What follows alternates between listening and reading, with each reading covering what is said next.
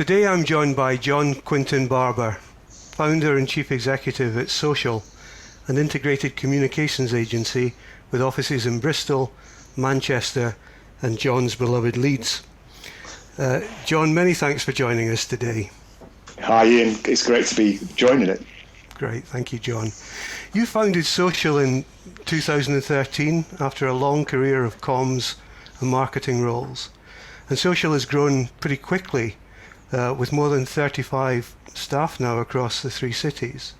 And I'm pretty sure that over that time you've worked with all sorts of employers whilst being on a bit of a growth journey yourself. So I'm really looking forward to your insights today, John.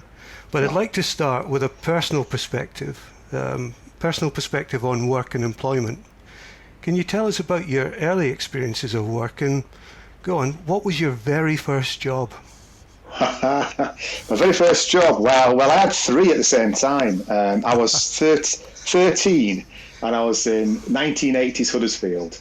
And my mum and dad, bless them, they worked all hours just to put food on the table. So I quickly discovered that I wasn't going to get pocket money.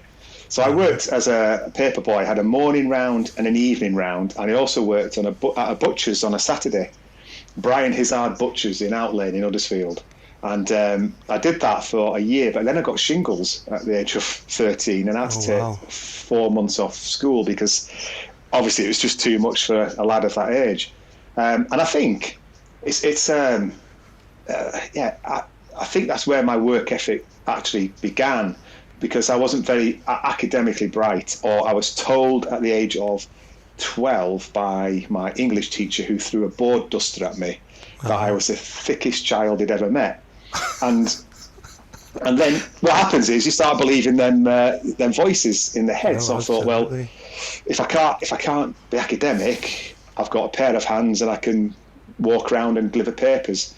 And I suppose that's actually, I used to read the papers rather than deliver them sometimes. And I suppose that's what got me an interest into the media right at an early age. So yeah, butchers and a paper round, but then shingles and in bed for 3 months, which was painful but great because I could play on my Commodore 64 or as much as I wanted to. John, that's a really, there's so many things I could pick up on that. Goodness, the influence of adults and external influences on children at that stage can be huge, and it just takes that chalk duster being thrown to set a child off that lasts with them until they actually understand how they can fight against that, rail against what they've been told, isn't it? It was horrible. I mean, I'm writing a book at the moment about the whole entrepreneurship and the fact that, entrepreneurism isn't just about Instagram and instant success. It should be available for all communities. And I'm just, I'm on chapter 1 and talking about my early years. And it took me till I was about 22 to actually believe in myself that I was academic. So before I was 22, I left school with 1 O-level. And I then worked just bootlegging concerts in the 1980s, hitchhiking across the UK. Fantastic for a guy of 18 to just go and see all these gigs and then sell them on a market stall. And then when that became illegal, then when that was a criminal offence, I quickly stopped doing that. And then I decided I want to be a priest, so I trained to be a Catholic priest for 2 years. And again, academically, I had to have extra English lessons, and I was told I wasn't that great, even at seminary. I decided to leave, and then my next job, I set up a gardening business but couldn't drive, so I used to take the lawnmower on the bus in Leeds and just graft around doing lawns. It was the height of the 1993 recession, and I'd identified that unfortunately a lot of houses were repossessed and their gardens were overgrown, so I had to say to all the estate agents, I've got a lawnmower, can travel on the bus. So, and then I started to believe in myself, and the rest is history. Well, really entrepreneurial spirits coming through these stories, John. But take me back to that paper round, or those paper rounds, and the butcher's boy. My brother-in-law was a butcher's boy, and he's told me some hair-raising stories. What were those experiences like, John, for you? What lessons did you take from them? Certainly from the paper round, it was hard. Huddersfield, if you know it, the topography of Huddersfield, it's not Amsterdam. You can't. You You can't. must have good strong calves, John. They certainly helped me become a flanker at rugby.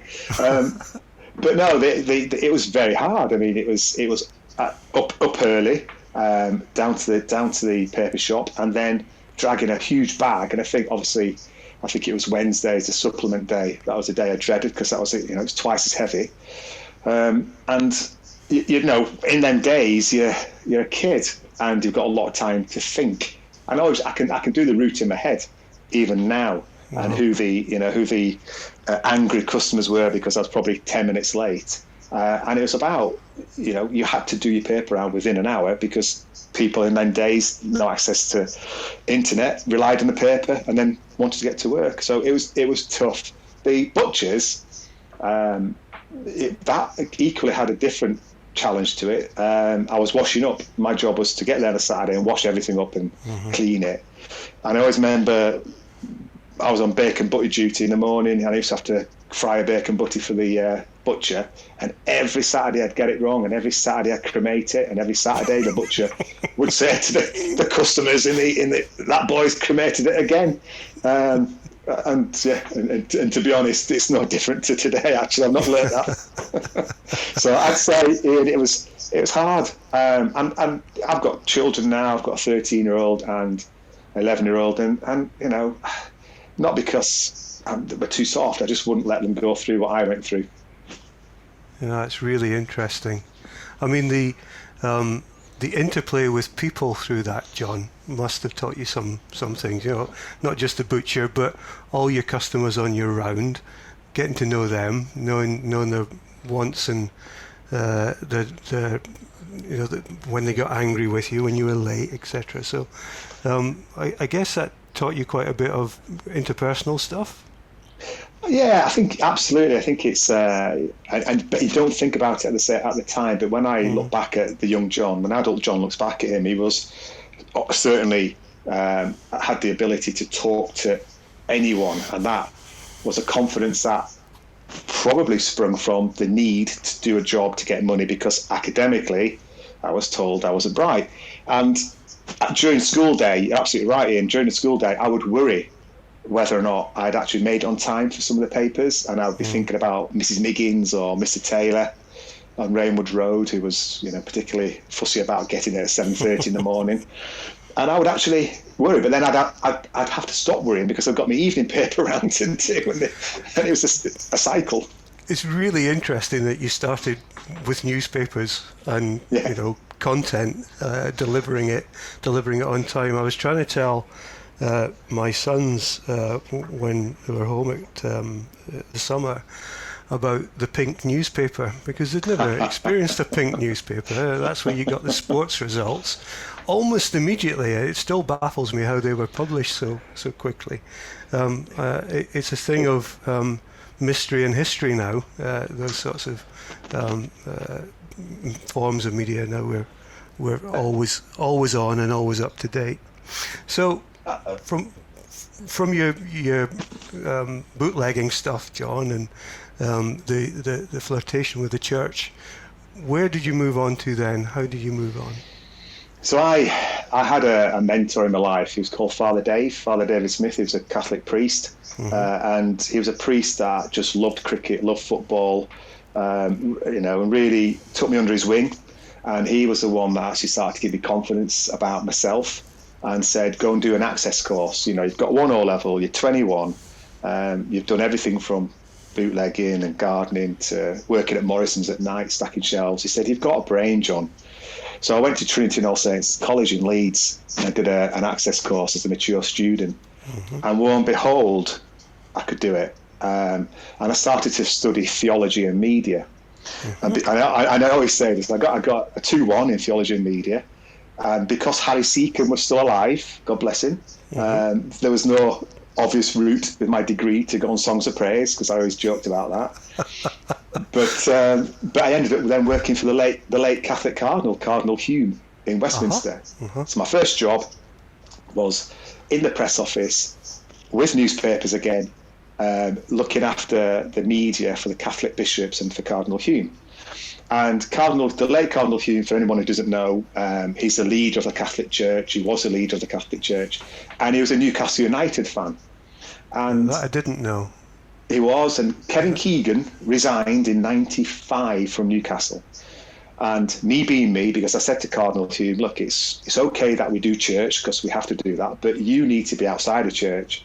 So I phoned up Football Focus and said, Cardinal Hume, I'd like to say a few words about Kevin Keegan resigning. And I went to see him and said, Your Eminence, Football Focus had been on the phone and said they'd like to interview you. and then he said, okay, when? So the only person talking about Kevin Keegan's resignation at primetime Football Focus that Saturday was Cardinal Hume. And to this day, I'm going to swear now, Ian, I know, but he said to me, Barber, you bastard. Barber, you bastard. Because, and then I consequently got him on the Frank Skinner show and in FHM magazine. And I think that's when they realised that perhaps just stick to the rules, John. So were you working directly to the Cardinal? We were working, yeah. One step removed, there was a Monsignor, a high-ranking priest in between. I was going to ask you what sort of boss was he? Oh, Basil Hume was, again, Cardinal Hume. He was from Newcastle, obviously. He was a monk. He did not want to be the cardinal, but he was God's calling and became cardinal. And there's a pub behind Westminster Cathedral called the Cardinal. And we used to nick in there sometimes for a pint of Sam Smith's because that's where they used to sell it dead cheap. And he was just a man of the people. He was a very spiritual man, very just again, people in your life that you kind of look up to and take refuge from. It's quite funny because I'm sat in my office at the moment. I'm reading a book by Pope Francis called Let Us Dream, and it's the path to a better future.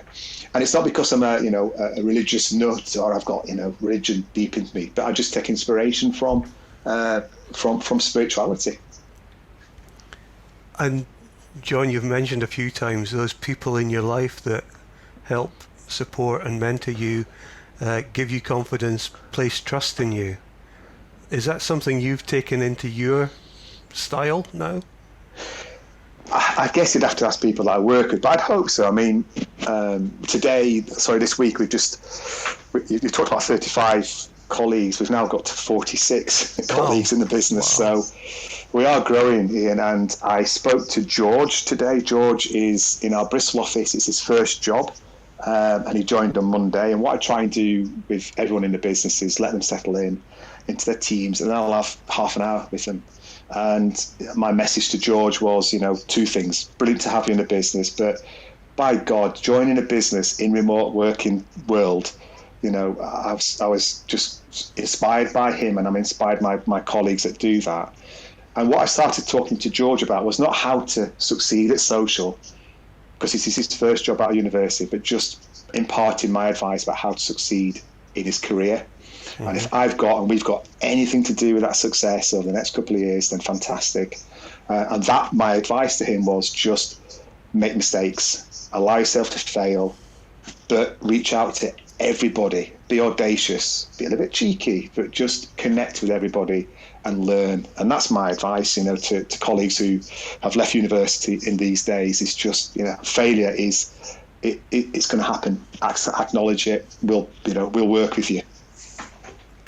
John, I used to work and lead the Groundwork Federation in the Northwest, and we used to say we want to grow more people than trees. And in a way, I think that's what you're doing.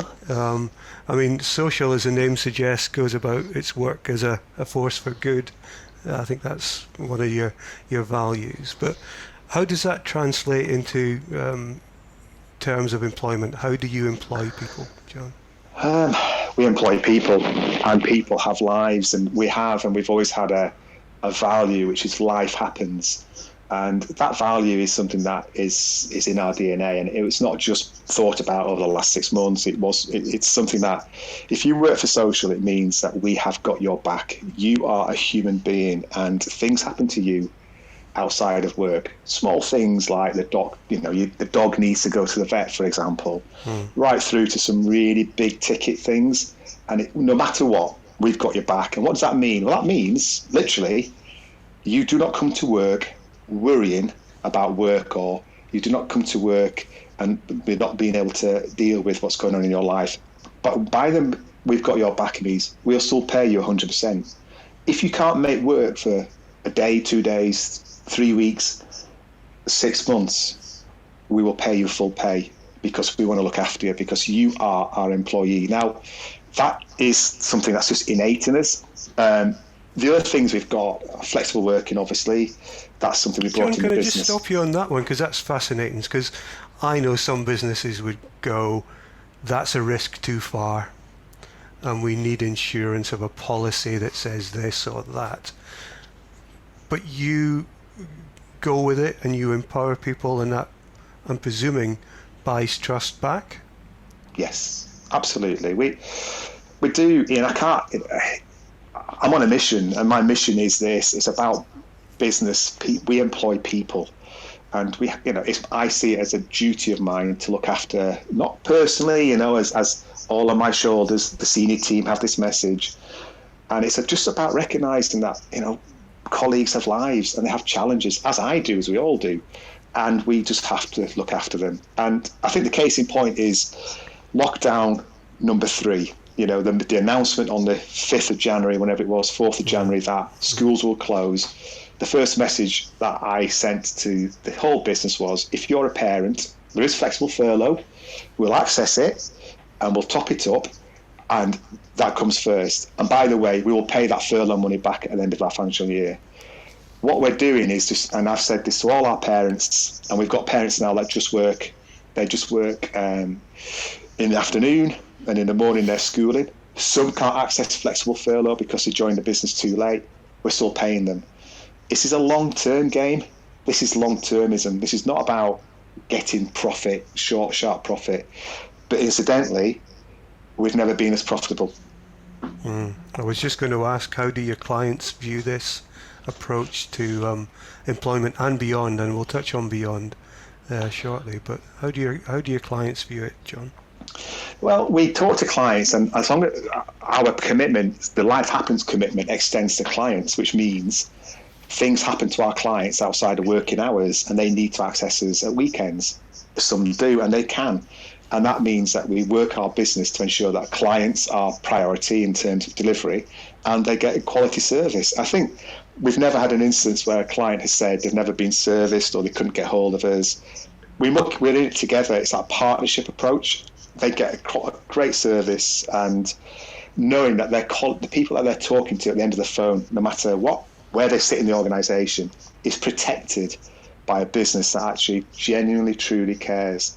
And I want to go and say something else, Ian, because there are awards that you can enter for culture and for the best places to work, and we just won't do that.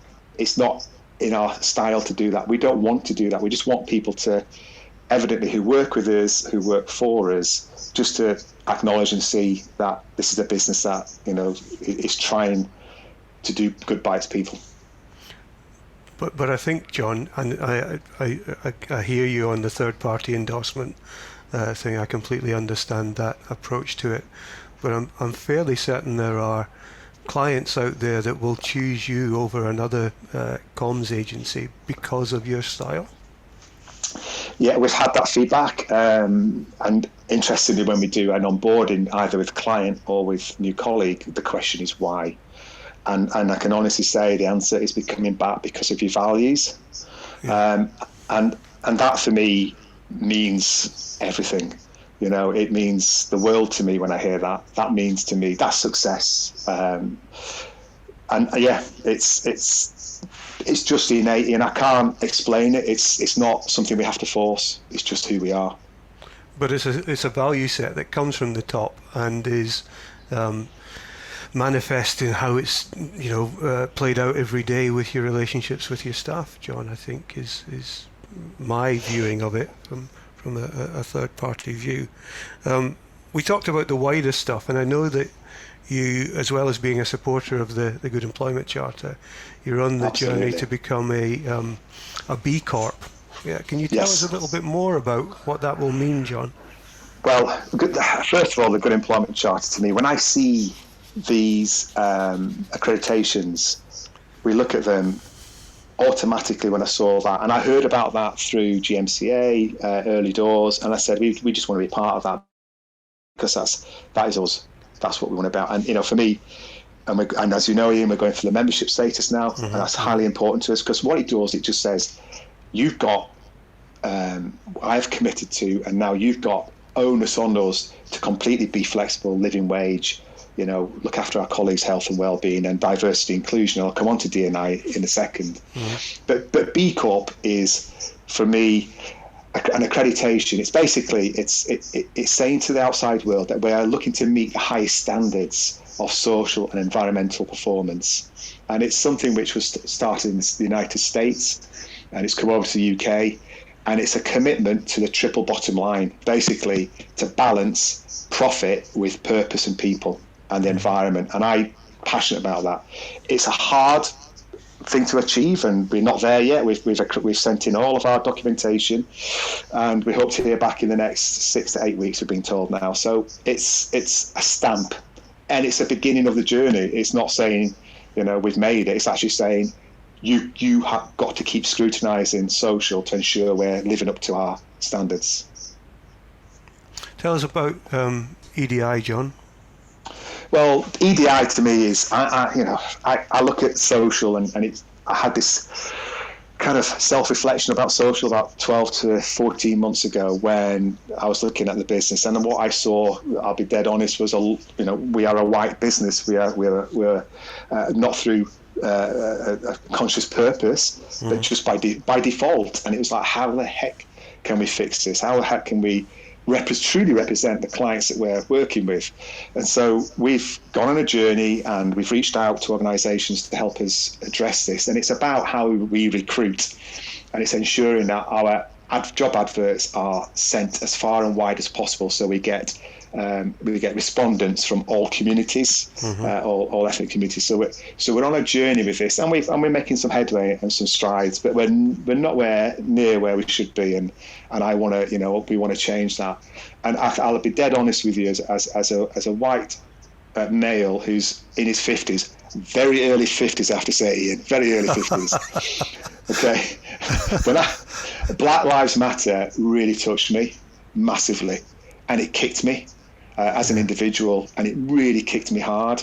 And I get angry about my generation, or my white male, this misunderstanding and this clear challenge that we've got. And so much so, we're talking to some organisations that are led by they've got black leaders in their businesses, and I'm just doing as much as I can. In fact, I spent a whole month in October just reaching out to people across the world to talk about human capital, to talk about diversity and inclusion, and to try and what I'm saying is we're not even anywhere near where we need to be, but we're on a journey in that. Yeah, and I think that's the same. If we scaled that up, John, I think the city region is exactly where you are. I think we've just let this happen, and there are many, and I think it's right to be angry now, and I think it's right to be almost militant about this issue. And I'm talking to you as an older 50-year-old. We need and we must do something about this, and it's not about talking, it's about real action now, particularly about the Black Lives Matter movement. It's absolutely essential we move forward with that. I'd be honest with you, I've got black friends, and I spoke to one of my black friends and said, because I didn't see it, had that, and it's not an excuse, you don't see it, of course you do, but you didn't. And I said, look, tell me about it. And he just said, I tried to join a golf course, didn't get accepted. The police raided my house at 6 a.m. because I was in Waitrose and there's a robbery there. And this is a guy who's an architect. This is a guy, and I'm angry about it, and I'm angry at myself about it, and I'm angry about the fact that, we need to do more. But we are on that journey, and I feel reassured that we're heading in the right direction. John, thanks so much. Really insightful and helpful to those who want to take their values that we've kind of laid down in the Good Employment Charter, maybe to another level. But to wrap up in the context of the environment that we're coping with right now, John, which is, unprecedented, we'll use that word again. Have you got any top tips for employers about how they can support the staff through this time, or even themselves? I mean, increasingly, we understand business leaders and leaders across organizations are feeling the pressure like never before. So how can we build organizations that will be resilient and sustainable going forward through this? That's a great question, Ian, and I think it definitely comes from the top. And I think we need to recognise that every single person has a COVID story.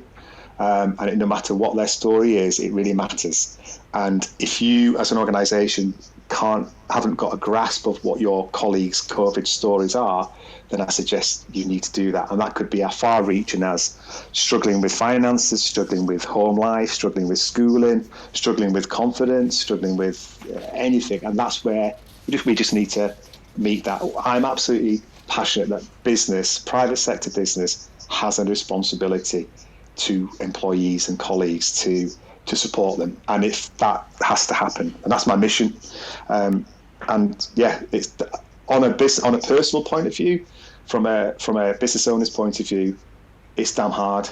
And I would absolutely encourage anyone who's a business owner to reach out, if they're not already doing it, to the Business Growth Hub, to the peer network, to talk to like-minded people, and just accept that we are human. We're all human, trying to tackle and navigate our way through this. John, that's wonderful. I love the idea of COVID stories, and it picks up on a thread that we've had elsewhere about we need to listen more. We really do need to listen to the voices in our organisations through this. John, many thanks indeed, and thanks for your continued support of the Charter's work. It really is appreciated. Love it. Absolutely love it, Ian, and thank you for having me.